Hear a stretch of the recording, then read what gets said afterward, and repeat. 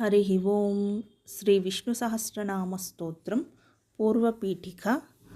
शुक्लाम्बरधरं विष्णुं शशिवर्णं चतुर्भुजं प्रसन्नवदनं ध्यायेत् सर्वविघ्नोपशान्तये। यस्य द्विरदवक्त्राद्याः पारिषद्याः परस्यतं विघ्नं निघ्नन्ति सततं विश्वक्सेनं तमाश्रये। व्यासं वसिष्ठनप्तारं शक्तेः पौत्रमकल्मषं पराशरात्मजं वन्दे सुकतातं तपोनिधिं। व्यासाय विष्णुरूपाय व्यासरूपाय विष्णवे नमो वै ब्रह्मनिधये वासिष्ठाय नमो नमः। अविकाराय शुद्धाय नित्याय परमात्मने सदैकरूपरूपाय विष्णवे सर्वजिष्णवे।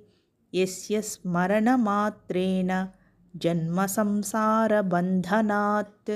विमुच्यते नमस्तस्मै विष्णवे प्रभविष्णवे। ॐ नमो विष्णवे प्रभविष्णवे। श्रीवैशम्पायन उवाच श्रुत्वा धर्मानशेषेण पावनानि च सर्वशः युधिष्ठिरस्यान्तनवं पुनरेवाभ्यभाषत। युधिष्ठिर उवाच किमेकं दैवतं लोके किं वाप्येकं परायणं स्तुवन्तः कं कमर्चन्तः प्राप्नुयुर्मानवाः शुभम्। को धर्मः सर्वधर्माणां भवतः परमो मतः किं जपन्मुच्यते जन्तुर्जन्मसंसारबन्धनात्। श्रीभीष्म उवाच जगत्प्रभुं देवदेवम् अनन्तं पुरुषोत्तमं स्तुवन्नाम सहस्रेण पुरुषः सततोत्थितः। तमेव चार्चयन्नित्यं भक्त्या पुरुषमव्ययं ध्यायन् स्तुवन्नमस्यंश्च यजमानस्तमेव च। अनादिनिधनं विष्णुं सर्वलोकमहेश्वरं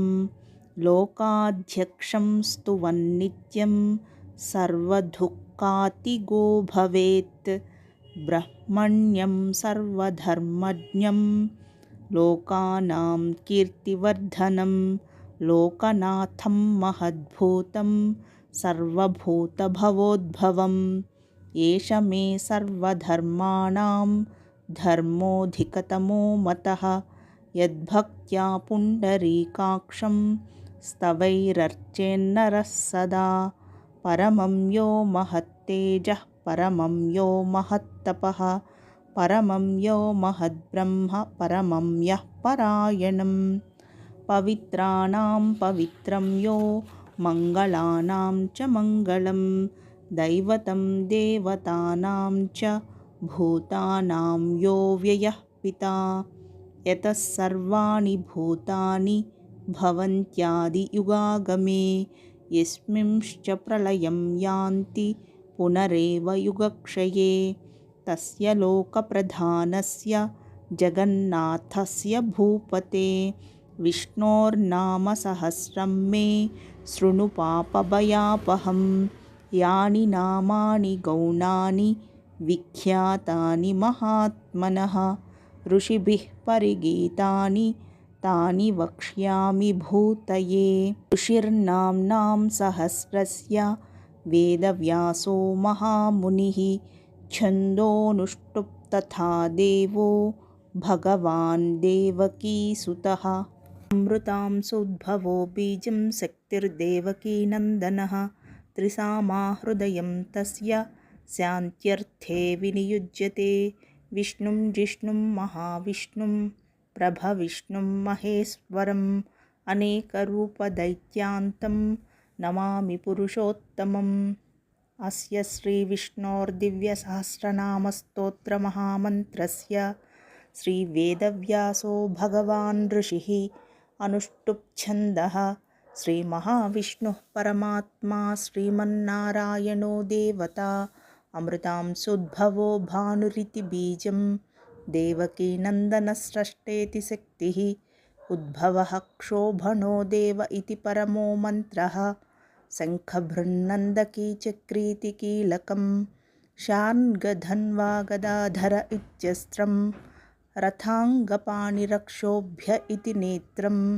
त्रिसामा सामगः सामेति कवचम् आनन्दं परब्रह्मेति योनिः ऋतुः सुदर्शनः काल इति दिग्बन्धः श्रीविश्वरूप इति ध्यानं श्रीमहाविष्णुप्रीत्यर्थे श्रीसहस्रनामस्तोत्रजपे विनियोगः ध्यानं क्षीरोदन्वत्प्रदेशे शुचिमणिविलसत् सैकते मौक्तिकानां मालाक्लुप्तासनस्तः स्फटिकमणिनिभैर्मौक्तिकैर्मण्डिताङ्गः शुभ्रैरभ्रैरदभ्रैर् उपरि विरचितैर्मुक्तपीयूषवर्षैः आनन्दीनः पुनीयादरिनलिनगदाशङ्खपाणिर्मुकुन्दः भूः पादौ यस्य नाभिर्वियदसुरनिलश्चन्द्रसूर्यौ च नेत्रे कर्णावास्याशिरोद्यौर्मुखमपि दहनो यस्य वास्तेयमब्धिः अन्तस्थं यस्य विश्वं सुरनरखगगो भोगि गन्धर्वदैत्यैः चित्रं रम्यते तं त्रिभुवनवपुषं विष्णुमीशं नमामि शान्ताकारं भुजगशयनं पद्मनाभं सुरेशं विश्वाकारं गगनसदृशं मेघवर्णं शुभाङ्गं लक्ष्मीकान्तं कमलनयनं योगिहृद्ध्यानगम्यं वन्दे विष्णुं भवभयहरं सर्वलोकैकनाथं मेघश्यामं पीतकौसेयवासं श्रीवत्साङ्कं कौस्तुभोद्भासिताङ्गं पुण्योपेतं पुण्डरीकायताक्षं विष्णुं वन्दे सर्वलोकैकनाथं सशङ्खचक्रं सकिरीटकुण्डलं सपीतवस्त्रं सरसीरुहेक्षणं सहारवक्षस्थलशोभिकौस्तुभं नमामि विष्णुं शिरसा चतुर्भुजं छायायां पारिजातस्य हेमसिंहासनोपरि आसीनमम्बुदस्याममायताक्षमलङ्कृतं चन्द्राननं चतुर्बाहुं श्रीवत्साङ्कितवक्षसं रुक्मिणीसत्यभामाभ्यां सहितं कृष्णमाश्रये विश्वं विष्णुर्वषट्कारो भूतभव्यभवत्प्रभुः भूतकृत् भूतभृद् भावो भूतात्मा भूतभावनः पूतात्मा परमात्मा च मुक्तानां परमागतिः अव्ययः पुरुषः साक्षी क्षेत्रज्ञोऽक्षर एव च योगो योगविदां नेता प्रधानपुरुषेश्वरः नारसिंहवपुः श्रीमान् केशवः पुरुषोत्तमः सर्वस् शिवस् स्थाणुर्भूतादिर्निधिरव्ययः सम्भवो भावनो भर्ता प्रभवः प्रभुरीश्वरः स्वयंभूः शम्भुरादित्यः पुष्कराक्षो महास्वनः अनादिनिधनो धाता विधाता धातुरुत्तमः अप्रमेयो हृषीकेशः पद्मनाभोऽमरप्रभुः विश्वकर्मा मनुस्त्वष्टा स्थविरो ध्रुवः अग्राह्यः शाश्वतः कृष्णो लोहिताक्षः प्रतर्दनः प्रभूतस्त्रिककुद्धाम पवित्रं मङ्गलं परम् ईशानः प्राणदः प्राणो ज्येष्ठः श्रेष्ठः प्रजापतिः हिरण्यगर्भो भूगर्भो माधवो मधुसूदनः ईश्वरो विक्रमी धन्वी मेधावी विक्रमः क्रमः अनुत्तमो दुराधर्षः कृतज्ञः कृतिरात्मवान् सुरेशः शरणं शर्म विश्वरेताः प्रजाभवः अहः संवत्सरो व्याळः प्रत्ययः सर्वदर्शनः अजः सर्वेश्वरः सिद्धः सिद्धिः सर्वादिरच्युतः रुषा कपिरमेयात्मा सर्वयोगविनिश्रुतः वसुर्वसुमनः सत्यः समात्मा सम्मितः समः अमोघः पुण्डरीकाक्षो वृषकर्मा वृषाकृतिः रुद्रो बहुशिरा बभ्रुः विश्वयोनिः शुचिस्रवाः अमृतः शाश्वतस्थाणुर्वरारोहो महातपाः सर्वगः सर्वविद्भानुर्विश्वक्सेनो जनार्दनः वेदो वेदविदव्यङ्गो वेदाङ्गो वेदवित्कविः लोकाध्यक्षः सुराध्यक्षो धर्माध्यक्षः कृताकृतः चतुरात्मा चतुर्व्यूहश्चतुर्द्रंष्ट्रश्चतुर्भुजः भ्राजिष्णुर्भोजनं भोक्ता सहिष्णुर्जगदादिजः अनघो विजयो जेता विश्वयोनिः पुनर्वसुः उपेन्द्रो वामनः प्रांशुः अमोघः सुचिरूर्जितः अतीन्द्रः सङ्ग्रहः सर्गो धृतात्मा नियमो यमः वेद्यो वैद्यः सदा योगी वीरः माधवो मधुः अतीन्द्रियो महामायो महोत्साहो महाबलः महाबुद्धिर्महावीर्यो महाशक्तिर्महाद्युतिः अनिर्देश्य वपुः श्रीमान् अमेयात्मा महादृधृत्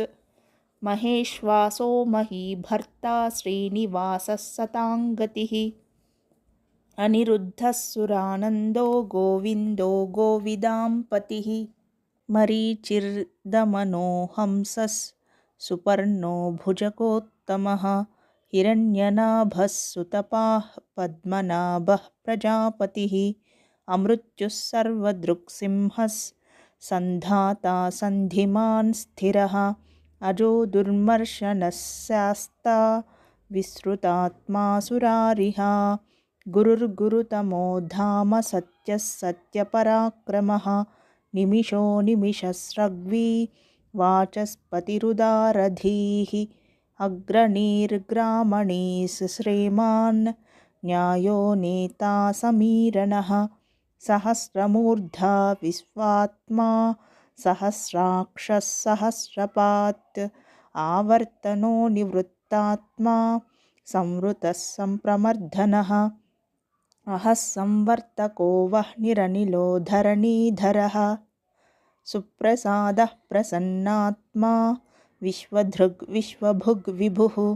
सत्कर्ता सत्कृतः साधुर्जह्नुर्नारायणो नरः असङ्ख्येयो प्रमेयात्मा विशिष्टः शिष्टकृच्छुचिः सिद्धार्थः सिद्धसङ्कल्पः सिद्धिदः सिद्धिसाधनः वृषा हि वृषभो विष्णुर्वृषपर्वा वृषोदरः वर्धनो वर्धमानश्च विविक्तश्रुतिसागरः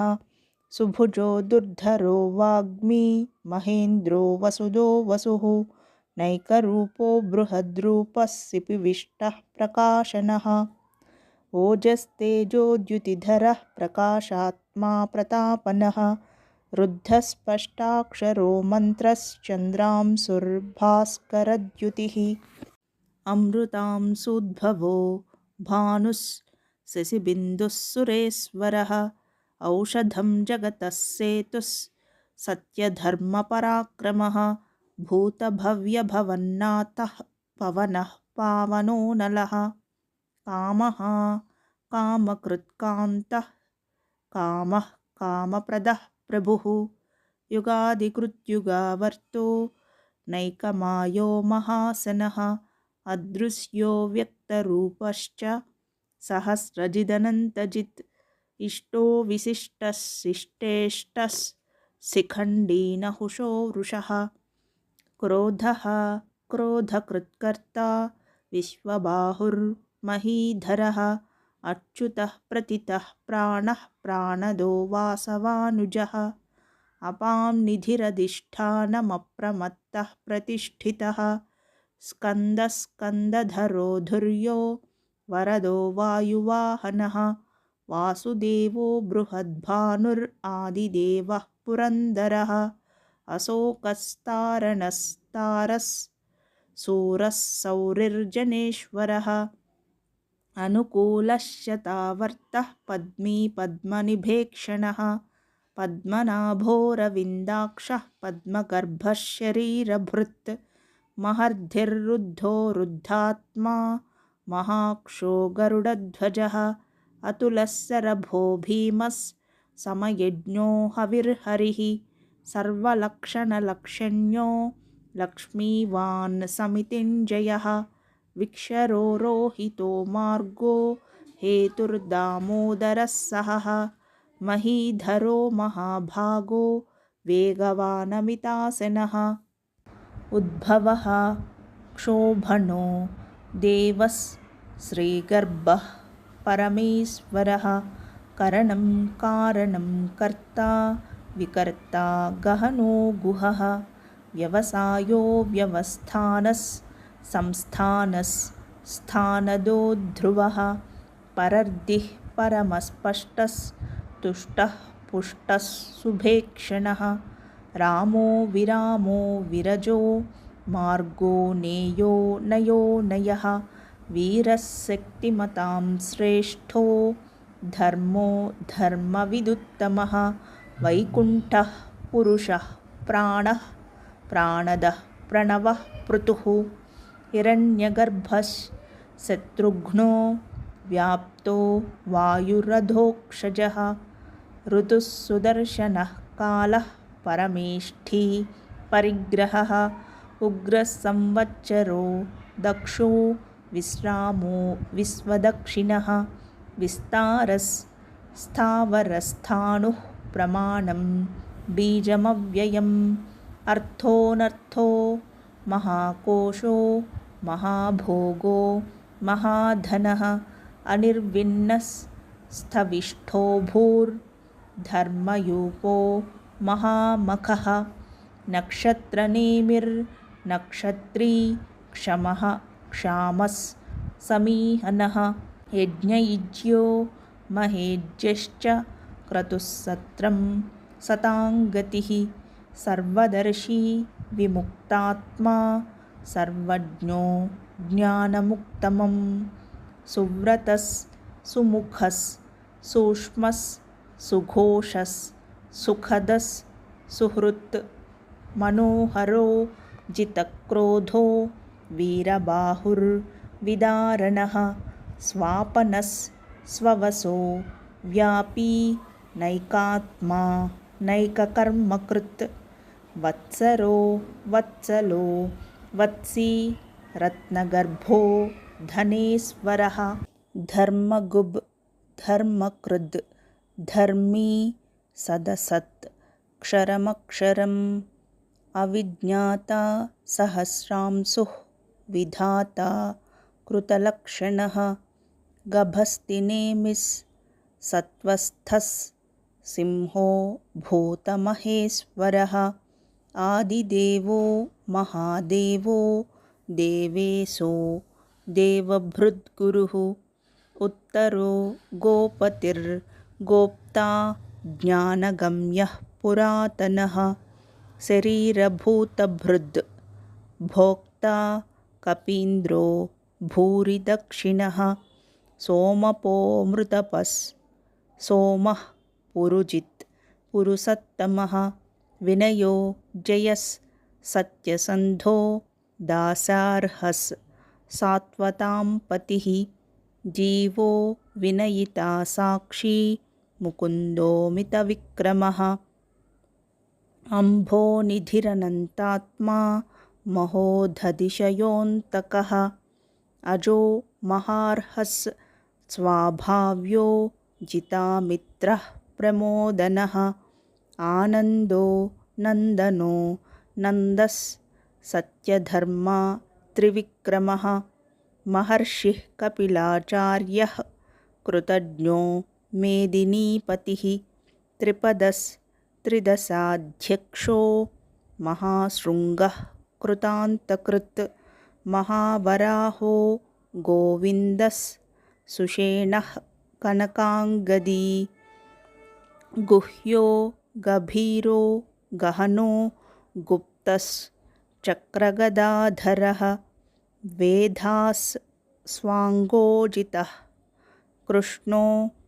दृढस् सङ्कर्षणोच्युतः वरुणो वारुणो वृक्षः पुष्कराक्षो महामनाः भगवान् भगहानन्दी वनमाली हलायुधः आदित्यो ज्योतिरादित्यः सहिष्णुर्गतिसत्तमः सुधन्वा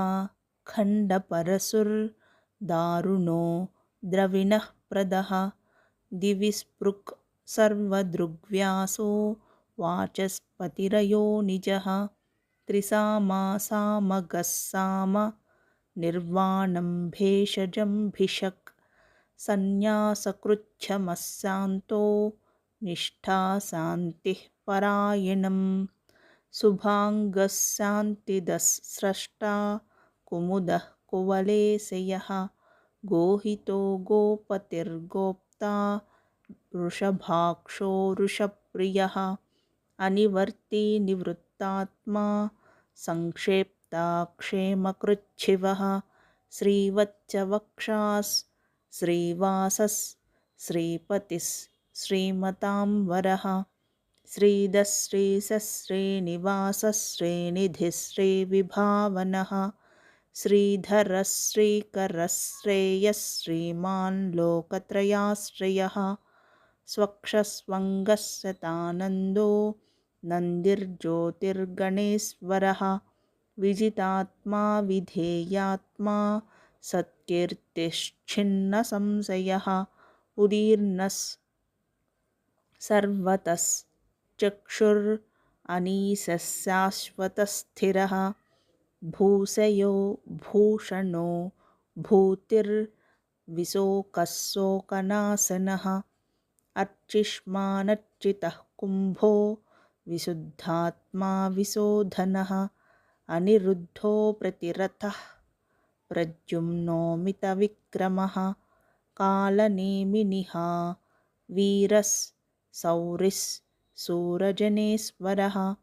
त्रिलोकात्मा त्रिलोकेशः केशवः केशिहा हरिः कामदेवः कामपालः कामी कान्तः कृतागमः अनिर्देश्य वपुर्विष्णुर्वीरोऽनन्तो धनञ्जयः ब्रह्मण्यो ब्रह्मकृद्ब्रह्मा ब्रह्मविवर्धनः ब्रह्मविद्ब्राह्मणो ब्रह्मी ब्रह्मज्ञो ब्राह्मणप्रियः महाक्रमो महाकर्मा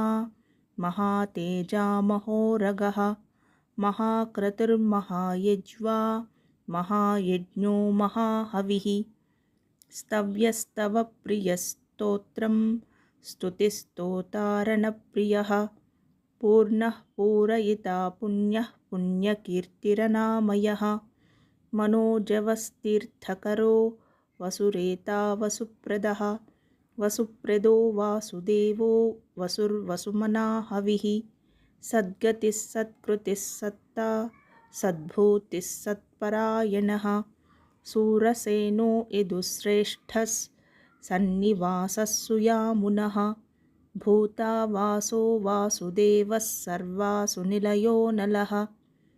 दर्पः दर्पदो दृप्तो दुर्धरोऽथा पराजितः विश्वमूर्तिर्महामूर्तिर्दीप्तमूर्तिरमूर्तिमान् अनेकमूर्तिरव्यक्तः शतमूर्तिः शताननः एको नैकः सवः कः किं यत्तत्पदमनुत्तमं लोकबन्धुर्लोकनाथो माधवो भक्तवत्सलः सुवर्णवर्णो हेमाङ्गो वराङ्गश्चन्दनाङ्गदी वीरः विषमः शून्यो घृतासीरचलश्चलः अमानी मानदो मान्यो लोकस्वामी त्रिलोकधृत् सुमेधा मेधजो धन्यः सत्यमेधाधराधरः तेजो वृषो द्युतिधरः सर्वशस्त्रभृतां वरः प्रग्रहो निग्रहो व्यग्रो नैकशृङ्गो गदाग्रजः चतुर्मूर्तिश्चतुर्बाहुश्चतुर्व्यूहश्चतुर्गतिः चतुरात्मा चतुर्वेदविदेकपात् समावर्तो निवृत्तात्मा दुर्जयो दुरतिक्रमः दुर्लभो दुर्गमो दुर्गो दुरावासो दुरारिः शुभाङ्गो लोकसारङ्गः स्तुतन्तुस्तन्तुवर्धनः इन्द्रकर्मा महाकर्मा कृतकर्मा कृतागमः उद्भवः सुन्दरः सुन्दो रत्ननाभः सुलोचनः अर्को वाजसनिःशृङ्गी जयन्तः सर्वविजयी सुवर्णबिन्दुरक्षोभ्यः सर्ववागीश्वरेश्वरः महाह्रदो महागर्तो महाभूतो महानिधिः कुमुदः कुन्दरः कुन्दः पर्जन्यः पावनोऽनिलः अमृताशोऽमृतवपुः सर्वज्ञः सर्वतोमुखः सुलभः सुव्रतः सिद्धः शत्रुजिच्छत्रुतापनः न्यग्रोधोदुम्बरो स्वत्तः चाणूरान्ध्रनिषूदनः सहस्रार्चिः सप्तजिह्वः सप्तैधाः सप्तवाहनः अमूर्तिरनघोचिन्त्यो भयकृद्भयनाशनः अणुर्बृहत्कृशः स्थूलो गुणभृन्निर्गुणो महान् अधृतः स्वधृतः स्वास्थ्यः प्राग्वंशो वंशवर्धनः भारभृत् कथितो योगी योगीशः सर्वकामदः आश्रमः श्रमणः क्षामः सुपर्णो वायुवाहनः धनुर्धरो धनुर्वेदो दण्डो दमयिता दमः अपराजितः सर्वसहो नियन्ता नियमो यमः सत्त्ववान् सात्विकः सत्यः सत्यधर्मपरायणः अभिप्रायः प्रियार्होर्हः प्रियकृत्प्रीतिवर्धनः विहाय स गतिर्ज्योतिः सुरुचिर्हुतभुग् विभुः रविर्विरोचनः सूर्यः सविता रविलोचनः अनन्तो हुतभुग्भोक्ता सुखदो नैकदोऽग्रजः अनिर्विन्नः सदामर्षि लोकाधिष्ठानमद्भुतः सनातनतमः कपिलः कपिरव्ययः स्वस्तिदस् स्वस्तिकृत् स्वस्ति स्वस्तिभुक् स्वस्ति दक्षिणः अरौद्रः कुण्डलीचक्री विक्रम्यूर्जितशासनः शब्दातिगस् शब्दसहस् शिशिरस् सर्वरीकरः अक्रूरः पेसलो दक्षो दक्षिणः क्षमिणां वरः विद्वत्तमो वीतभयः पुण्यश्रवणकीर्तनः उत्तारणो दुष्कृतिः पुण्यो दुःस्वप्ननाशनः वीरः रक्षणः सन्तो जीवनः पर्यवस्थितः अनन्तरूपोऽनन्तश्रीर्जितमन्युर्भयापहः चतुरस्रो गभीरात्मा विदिशो व्यादिशो दिशः अनादिर्भूर्भुवो लक्ष्मीः सुवीरो रुचिराङ्गदः जननो जनजन्मादिर्भीमो भीमपराक्रमः आधारनिलयो धाता पुष्पहासः प्रजागरः ऊर्ध्वगः सत्पथाचारः प्राणदः प्रणवः पणः प्रमाणं प्राणनिलयः प्राणभृत् प्राणजीवनः तत्त्वं तत्त्वविदेकात्मा जन्ममृत्युजरातिगः भूर्भुवस्वस्तरुस्तारः सविता प्रपितामहः यज्ञो यज्ञपतिर्यज्वा यज्ञाङ्गो यज्ञवाहनः यज्ञभृत् यज्ञकृद् यज्ञी यज्ञभुग् यज्ञसाधनः यज्ञान्तकृद् यज्ञगुह्यमन्नमन्नाद एव च आत्मयोनिस्वयं जातो वैखानः सामगायनः देवकीनन्दनस्रष्टाशितीशः पापनाशनः शङ्खभृन्नन्दकी चक्रीशान्गधन्वा गदाधरः रथाङ्गपाणिरक्षोभ्यः सर्वप्रहरणायुधः श्रीसर्वप्रहरणायुध ॐ नम इति वनमाली गदीश्राङ्गी शङ्खी चक्री च नन्दकी श्रीमन्नारायणो विष्णुर्वासुदेवोऽभिरक्षतु वनमाली गदीश्राङ्गी शङ्खी चक्री च नन्दकी श्रीमन्नारायणो विष्णुर्वासुदेवोऽभिरक्षतु श्रीवासुदेवोऽभिरक्षतु ॐ नम इति इतीदं कीर्तनीयस्य केशवस्य महात्मनः नाम्नां सहस्रं दिव्यानाम् अशेषेण प्रकीर्तितं यैदं शृणुयान्नित्यं यश्चापि परिकीर्तयेत् नाशुभं प्राप्नुयात् किञ्चित् सोमुत्रेह च मानवः वेदान्तगो ब्राह्मणः स्यात् क्षत्रियो विजयी भवेत् वैश्यो धनसमृद्धः स्यात् शूद्रः सुखमवाप्नुयात् धर्मार्थी प्राप्नुयात् धर्मम् अर्थार्थी चार्थमाप्नुयात् कामानवाप्नुयात् कामी प्रजार्थी चाप्नुयात् प्रजाम् भक्तिमान्यः सतोत्थाय शुचिस्तद्गतमानसः सहस्रं वासुदेवस्य नाम्नामेतत् प्रकीर्तयेत् यशः प्राप्नोति विपुलं याति प्राधान्यमेव च अचलां श्रियमाप्नोति श्रेयः प्राप्नोत्यनुत्तमम् न भयं क्वचिदाप्नोति वीर्यं तेजश्च विन्दति भवत्यरोगो द्युतिमान् बलरूपगुणान्वितः रोगार्तो मुच्यते रोगात् बद्धो मुच्येत बन्धनात् भयान्मुच्येत भीतस्तु मुच्येतापन्न आपदः दुर्गाण्यतितरत्यासु पुरुषः पुरुषोत्तमं स्तुवन्नाम सहस्रेण नित्यं भक्तिसमन्वितः वासुदेवाश्रयो मर्त्यो वासुदेवपरायणः सर्वपापविशुद्धात्मा याति ब्रह्मसनातनम् न वासुदेवभक्तानाम् अशुभं विद्यते क्वचित् जन्ममृत्युजराव्याधिभयं नैवोपजायते इमं स्तवमधीयानः श्रद्धा भक्तिसमन्वितः युज्येतात्मसुखशान्तिश्रीधृतिस्मृतिकीर्तिभिः न क्रोधो न च मात्सर्यं न लोभो नाशुभा मतिः भवन्ति कृतपुण्यानां भक्तानां पुरुषोत्तमे द्यौः स चन्द्रार्कनक्षत्रं खं दिशो भूर्महो दधिः वासुदेवस्य वीर्येण विधृतानि महात्मनः ससुरासुरगन्धर्वं स यक्षोरगराक्षसं जगद्वशे वर्ततेदं कृष्णस्य सचराचरम्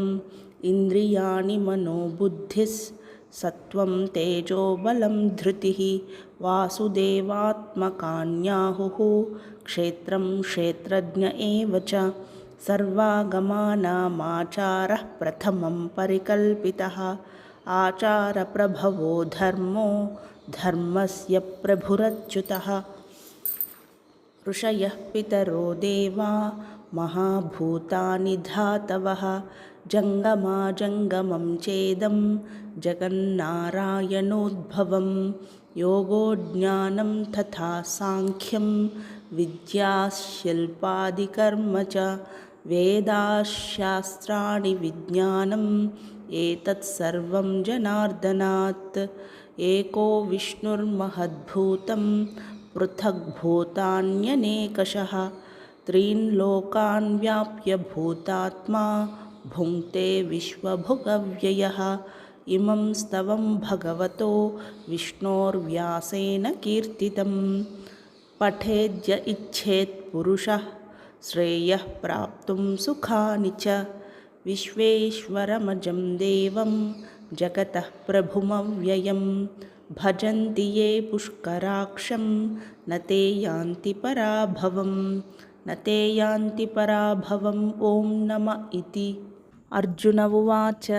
पद्मपत्रविशालाक्ष पद्मनाभसुरोत्तम भक्तानामनुरक्तानां त्राता भवजनार्दन। श्रीभगवानुवाच यो मां नामसहस्रेण स्तोतुमिच्छति पाण्डव सोऽहमेकेन श्लोकेन स्तुत एव न संशयः स्तुत एव न संशय ॐ नम इति। व्यास उवाच वासनाद्वासुदेवस्य वासितं ते जगत्त्रयं सर्वभूतनिवासोऽसि वासुदेव नमोऽस्तु ते। श्रीवासुदेव नमोऽस्तु ॐ नम इति। पार्वत्युवाच केनोपायेन लघुना विष्णोर्नामसहस्रकं पठ्यते पण्डितैर्नित्यं श्रोतुमिच्छाम्यहं प्रभो। ईश्वर उवाच